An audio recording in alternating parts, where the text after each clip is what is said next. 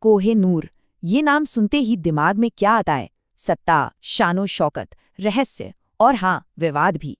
पर क्या जो कहानी हम सबने सुनी है, वो पूरी है? या फिर इस जगमगाते पत्थर के पीछे कोई और ही सच छिपा है? चलिए, आज इसी राज से पर्दा उठाते हैं। तो ये है वो मशहूर हीरा जो आज queen Elizabeth the queen mother के ताज में सजा हुआ है। लाखों लोग इसे टावर ऑफ लंदन में देखते हैं, ब्रिटिश राजशाही की शक्ति का एक चमकता हुआ प्रतीक। लेकिन इसकी इस बाहरी चमक के पीछे एक बहुत गहरी, बहुत उलझी हुई और एक ऐसी कहानी छिपी है जो शायद बहुत कम लोग जानते हैं। और यहीं से कहानी में एक बहुत बड़ा ट्विस्ट आता है। क्या हो अगर कोई कहे कि ये जो हीरा हम देख रहे हैं, ये वो असली कोहिनूर है ही नहीं, जिसने बड़े बड़े साम्राज्य बनाए और बिगाड़े। मतलब आज का कोहिनूर अपने असली ऐतिहासिक रूप से बिल्कुल अलग है। तो फिर सवाल ये है कि वो असली रोशनी का पहाड़ आखिर दिखता कैसा था?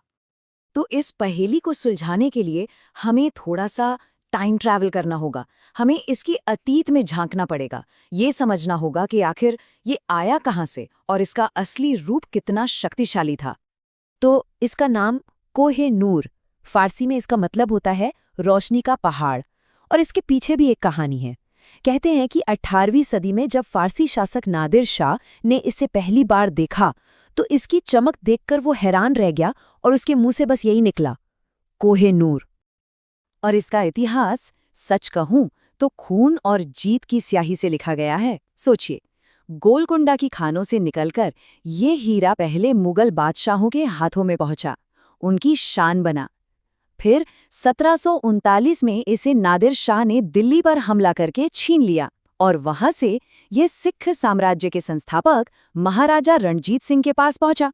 मतलब जिसके पास ये हीरा, उसके पास सत्ता। फिर आया साल 1849, एक ऐसा साल जिसने इस हीरे की किस्मत हमेशा के लिए बदल दी। लाहौर की संधि हुई और ये बेशकीमती पत्थर सिख साम्राज्य के हाथों से निकलकर ब्रिटिश ईस्ट इंडिया कंपनी के कब्जे में आ गया और इसी के साथ इसने अपनी जमीन को हमेशा के लिए छोड़ दिया। पर जब ये हीरा ब्रिटेन पहुंचा तो वहां के जौहरियों को ये कुछ खास पसंद नहीं आया। उन्हें इसकी बनावट थोड़ी बेडौल लगी, मतलब फीकी। उसकी चमक उस जमाने के यूरोपियन टेस्ट के हिसाब से नहीं थी। तो एक बहुत ही विवादास्पद फैसला लिया गया, इसे दोबारा तराशने का। और बस इसी एक फैसले ने कोहे-नूर का असली चेहरा, उसकी ऐतिहासिक पहचान हमेशा हमेशा के लिए बदल दी। तो हीरा तो बदल गया, लेकिन कहानी यहाँ खत्म नहीं होती है, बल्कि यहाँ से कहानी एक नया मोड़ लेती है, एक मॉडर्न मोड़, जहाँ साइंस ने इस खोई हुई पहेली को सुलझाने का जिम्मा उठाया। तो सवाल अब भी वही था, 1852 में तराशे जाने के बाद असली कोहे-नूर का क्या हुआ? वो बस इतिहास के पन्नों में, कुछ पुरानी यादों में और कुछ अधूरे स्केचेस में ही रह गया था। अब वैज्ञानिकों के सामने यही चैलेंज था कि उस असली रोशनी के पहाड़ को कैसे ढूंढा जाए। और ये काम आसान नहीं था, बिल्कुल भी नहीं, क्योंकि जो पुराने रिकॉर्ड्स थे वो भरोसे के लायक नहीं थे। मतलब ये जो ऐतिहासिक ड्राइंग्स हैं, हर एक में हीरे का आकार बिल्कुल अलग है। अब ऐसे में कैसे पता चलता कि असली कौन सा था और कौन सा महज किसी की कल्पना? पर इस पूरी पहेली में एक छोटा सा लेकिन सबसे जरूरी सुराग बाकी था। ये एक प्लास्टर का सादा सा सांचा। इसे हीरे को दोबारा तराशने से ठीक पहले बनाया गया था। ये उसकी अकेली असली नकल थी और यही वो चाबी थी जिससे सदियों पुराना ताला खुल सकता था। तो अब शुरू हुई साइंटिफिक जासूसी। टीम ने सबसे पहले क्या किया? इस सांचे की सैकड़ों तस्वीरें खींची, हर एंगल से। इसके बाद लेजर और एक्सरे स्कैनिंग जैसी एडवांस टेक्नोलॉजी का इस्तेमाल करके इसकी सतह का एक बिल्कुल सटीक डिजिटल मैप तैयार किया और फिर इसी सारे डेटा को मिलाकर बनाया गया असली हीरे का पहला 3D कंप्यूटर मॉडल। और इस पूरे प्रोसेस में एक चीज सबसे जरूरी थी, एक्यूरेसी। मतलब जरा सी भी गलती नहीं होनी चाहिए थी। अब ये सांचा भी काफी पुराना और घिसा हुआ था, तो इसकी सही तस्वीरें लेना अपने आप में एक चैलेंज था। इसके लिए टीम ने इसे एक कंपास रोज पर रखा ताकि हर एक एंगल से ली गई फोटो एकदम परफेक्ट अलाइनमेंट में हो। देखिए कितनी बारीकी से काम किया गया। अब ये जो दिख रहा है, ये उसी लेजर और एक्सरे स्कैनिंग का रॉ डेटा है। ये जो एक डिजिटल जाल जैसा दिख रहा है ना, ये दरअसल असली पत्थर के हर एक पहलू, हर एक मोड़ और हर एक छोटी से छोटी कमी का एक डिजिटल नक्शा है। ये सिर्फ एक तस्वीर नहीं, ये तो हीरे का डिजिटल डीएनए है। और फिर आया फाइनल चेक। टीम ने सिर्फ नई टेक्नोलॉजी पर ही भरोसा नहीं किया। उन्होंने जो फाइनल कंप्यूटर मॉडल बनाया, उसे उन पुरानी ड्राइंग्स और तस्वीरों के साथ बहुत ध्यान से क्रॉस चेक किया। ये पक्का करने के लिए कि जो डिजिटल हीरा बना है, वो हर सबूत के हिसाब से 100% सही है। और नतीजा ये रहा। 150 साल से भी ज्यादा के इंतजार के बाद पहली बार असली कोह-ए-नूर का सच्चा रूप दुनिया के सामने था। डिजिटली सही, पर यह वही रूप था जो इतिहास में कहीं खो गया था। सच में साइंस और हिस्ट्री का एक कमाल का संगम। तो अब जब असली रूप सामने आ ही गया है, तो चलिए दोनों की तुलना करते हैं। देखते हैं कि असली कोह-ए-नूर और आज के कोह-ए-नूर में कितना फर्क है। फर्क साफ देखा जा सकता है। एक तरफ है असली ओरिजिनल हीरा, बड़ा ऊंचे गुंबद जैसा, और उसकी शेप थोड़ी इरेगुलर है। और दूसरी तरफ है आज का हीरा, छोटा, बिल्कुल सिमेट्रिकल, एक ओवल कट में, जिसे सिर्फ और सिर्फ चमकने के लिए बनाया गया है। और असल में यही सबसे बड़ा फर्क है, सोच का फर्क। ओरिजिनल पत्थर की कीमत उसके साइज में थी, उसके उस अनोखे मुगल स्टाइल कट में थी। लेकिन जो मॉडर्न हीरा है, उसे 19वीं सदी के यूरोपियन टेस्ट के हिसाब से तराशा गया, जहां पत्थर के साइज से ज्यादा उसकी स्पार्कल या चमक को तवज्जो दी जाती थी। पता है, 1852 में इस हीरे को नया रूप देने में पूरे 38 दिन लगे थे। ये एक बहुत बड़ा और मुश्किल काम था, जिसने सिर्फ पत्थर की शक्ल ही नहीं बदली, बल्कि उसकी सदियों पुरानी पहचान को भी हमेशा के लिए इतिहास में दफन कर दिया। तो अब बात करते हैं आज की। आज कोह-ए-नूर महज एक पत्थर नहीं है, ये एक बहुत ही कॉम्प्लेक्स और एक विवादित विरासत का सिंबल बन चुका है। जैसा कि हम जानते हैं, आज ये हीरा टावर ऑफ लंदन में नुमाइश के लिए रखा है, लेकिन इसका असली मालिक कौन है, ये एक बहुत बड़ा इंटरनेशनल सवाल है। भारत ने इसे अपनी सांस्कृतिक धरोहर बताते हुए इसकी वापसी की मांग की है, और ये पूरा विवाद कोलोनियलिज्म यानी उपनिवेशवाद और कल्चरल हेरिटेज जैसे बड़े और मुश्किल सवालों को जन्म देता है। तो आखिर में हम कोह-ए-नूर को क्या कहें? एक अनमोल खजाना, जीत का एक प्रतीक, या फिर साइंस का एक चमत्कार? ये सब कुछ है, पर सबसे बड़ा सवाल आज भी वही है कि ये विरासत आखिर है किसकी? और इस सवाल का जवाब शायद इतिहास, संस्कृति और सियासत की उलझी हुई परतों में ही कहीं छिपा है। वो तो कोई आज तक लगा ही नहीं पाया है। शायद सबसे अच्छी तरह से इसे अफगान रानी वफा बेगम ने समझाया था। उन्होंने कहा था, अगर 4 ताकतवर आदमी 4 अलग-अलग दिशाओं में पत्थर फेंकें और उनके बीच की पूरी जमीन सोने से भर दी जाए, तब भी उसकी कीमत कोह-ए-नूर के बराबर नहीं होगी। तो समझ जाइए, ये सिर्फ एक पत्थर नहीं, ये अपने आप में एक अफसाना है। तो सवाल ये उठता है कि आखिर ये कहानी, ये लेजेंड शुरू कहाँ से होता है? इसके लिए हमें वक्त में बहुत पीछे जाना होगा, प्राचीन भारत की उन खदानों में जहां ये नया पत्थर पहली बार दुनिया के सामने आया। जरा सोचिए, जब ये हीरा पहली बार मिला तो इसका वजन यकीन करना मुश्किल है, पूरे 793 कैरेट था। एक बहुत बड़ा, बिना तराशा हुआ पत्थर, जिसकी असली चमक अभी दुनिया से छिपी हुई थी। उस वक्त ये दुनिया का सबसे बड़ा हीरा माना जाता था। अब देखिए, कहानियां तो बहुत हैं, कुछ तो इसे महाभारत के समय का बताती हैं, लेकिन जो पक्का सबूत है, जो इतिहास में दर्ज है, वो कहानी शुरू होती है 13वीं सदी से। इसे आंध्र प्रदेश में काकतीय वंश के राज में गोलकुंडा की मशहूर कुल्लूर खदानों से निकाला गया था। और यहीं से कोह-ए-नूर के खूनी सफर का पहला पन्ना खुलता है। ये समझना बहुत जरूरी है कि ये कोई आम खजाना नहीं था जिसे कोई भी खरीद सके।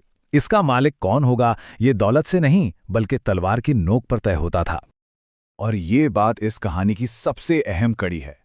इस हीरे को कभी किसी ने खरीदा या बेचा नहीं। इसे हमेशा ही ताकत के दम पर, जंग में जीतकर या धोखे से छीना गया। इसकी पूरी हिस्ट्री ही लड़ाइयों और लूट की एक लंबी दास्तान है। तो इसका सफर देखिए, काकतीय राजाओं के हाथ से निकलकर ये पहुंचा दिल्ली सल्तनत, पहले खिलजी वंश के पास, फिर तुगलकों के पास, और आखिर में 1526 में ये बन गया मुगलों के खजाने की शान। मुगल सल्तनत के फाउंडर बाबर ने तो अपनी किताब बाबरनामा में इसके बारे में जो लिखा है वो कमाल का है। उन्होंने लिखा, ये हीरा इतना कीमती है कि इसकी कीमत से पूरी दुनिया को एक दिन का खाना खिलाया जा सकता है। मतलब ये सिर्फ कोई जेवर नहीं था, ये पावर का सिंबल था। आगे चलकर शाहजहां ने, हाँ वही ताजमहल वाले, उन्होंने इसे अपने मशहूर तख्ते ताउस यानी पीकॉक थ्रोन के बिल्कुल बीच में जड़वा दिया। अब कोह-ए-नूर मुगल सल्तनत की ताकत और शान का सबसे बड़ा प्रतीक बन चुका था। लेकिन जैसा कि हम जानते हैं, ताकत हमेशा एक के पास नहीं रहती।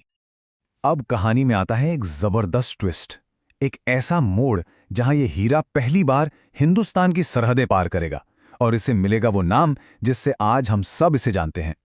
साल था 1739। ईरान का शासक नादिर शाह दिल्ली पर चढ़ाई कर देता है। अब मुगल बादशाह मोहम्मद शाह रंगीला को पता था कि ये हीरा हाथ से जाएगा, तो उन्होंने इसे अपनी पगड़ी में छुपा लिया। लेकिन नादिर शाह भी कच्चा खिलाड़ी नहीं था, उसे कहीं से ये भनक लग गई। उसने एक कमाल की चाल चली। जीत के जश्न के नाम पर उसने पगड़ी बदलने की रस्म का प्रस्ताव रखा, दोस्ती की निशानी के तौर पर। बेचारे मुगल बादशाह के पास कोई चारा नहीं था। जैसे ही पगड़ी बदली गई, हीरा छन से जमीन पर आ गिरा। कहते हैं उसकी चमक से पूरा कमरा रोशन हो गया और नादिर शाह के मुंह से बस एक ही लफ्ज निकला, कोह-ए-नूर। कोह-ए-नूर फारसी में इसका मतलब है रोशनी का पहाड़। और बस उस दिन से इस बेनाम हीरे का यही नाम पड़ गया जो आज तक कायम है। और यहीं से शुरू होती है इसके साथ जुड़ी एक और कहानी, इसके श्राप की कहानी। एक ऐसी मान्यता कि ये हीरा जिस भी मर्द बादशाह के पास रहेगा, उसकी सल्तनत और जान दोनों ले लेगा। और अगर इतिहास देखें तो शाहजहां को उसी के बेटे ने कैद किया, नादिर शाह को उसी के गार्ड्स ने मार डाला और शाह शुजा दुर्रानी को अपनी सल्तनत छोड़कर भागना पड़ा। महज इत्तेफाक? कौन जाने। लेकिन कहानी अभी बाकी है। अब हम बात करेंगे इसके हिंदुस्तान में एक छोटी सी शानदार वापसी की, और फिर इसके सबसे विवादित सफर की, पंजाब से लंदन तक। तो हुआ यूं कि अफगानिस्तान में कई दशक रहने के बाद एक अफगान रानी ने अपने पति को पनाह देने के एहसान के बदले ये हीरा सिख साम्राज्य के महाराजा रणजीत सिंह को सौंप दिया। तो लीजिए, कोह-ए-नूर एक बार फिर वापस अपनी धरती पर था। लेकिन ये खुशी ज्यादा दिन नहीं टिकी। महाराजा रणजीत सिंह के निधन के बाद सिख साम्राज्य कमजोर पड़ने लगा। बस इसी का फायदा उठाया ब्रिटिश ईस्ट इंडिया कंपनी ने। उन्होंने एंग्लो सिख जंग में सिखों को हरा दिया और फिर महज 10 साल के नए महाराजा दलीप सिंह से जबरदस्ती एक संधि पर दस्तखत करवाए गए, लाहौर की संधि। और उसी संधि की एक शर्त थी कि कोह-ए-नूर को महारानी विक्टोरिया को सौंप दिया जाएगा। तो हीरा पहुंच गया लंदन। 1851 में इसे एक बड़ी नुमाइश में रखा गया। लेकिन वहां के लोग इसे देखकर बड़े मायूस हुए। उन्हें लगा कि इसमें तो वैसी चमक ही नहीं है जैसी उम्मीद थी। इसकी कटिंग बहुत पुरानी लग रही थी। लोगों की इसी मायूसी को देखकर प्रिंस एल्बर्ट ने एक ऐसा फैसला लिया जिस पर आज भी बहस होती है। उन्होंने हीरे को यूरोपियन स्टाइल में ज्यादा चमकीला बनाने के लिए दोबारा कटवाने का ऑर्डर दे दिया। इसका नतीजा क्या हुआ? हीरे का वजन 186 कैरेट से घटकर सिर्फ 105.6 कैरेट रह गया। मतलब लगभग 44% हीरा हमेशा के लिए खत्म हो गया। और हाँ, वो श्राप वाली बात याद है? उसका खौफ अंग्रेजों पर भी था। शायद इसीलिए ब्रिटेन पहुंचने के बाद कोह-ए-नूर को सिर्फ और सिर्फ रानियों ने ही पहना। ये महारानी के ताज का हिस्सा तो बना, लेकिन कभी किसी राजा के ताज में नहीं लगा। तो ये सब तो हुआ इतिहास। अब आते हैं आज के दौर में। सदियों का ये लंबा सफर तय करने के बाद भी कोह-ए-नूर की कहानी खत्म नहीं हुई है, बल्कि अब ये एक इंटरनेशनल झगड़े की जड़ बन चुका है। आज की तारीख में एक नहीं, दो नहीं, बल्कि 4 देश इस पर अपना हक जताते हैं। भारत, पाकिस्तान, अफगानिस्तान और ईरान।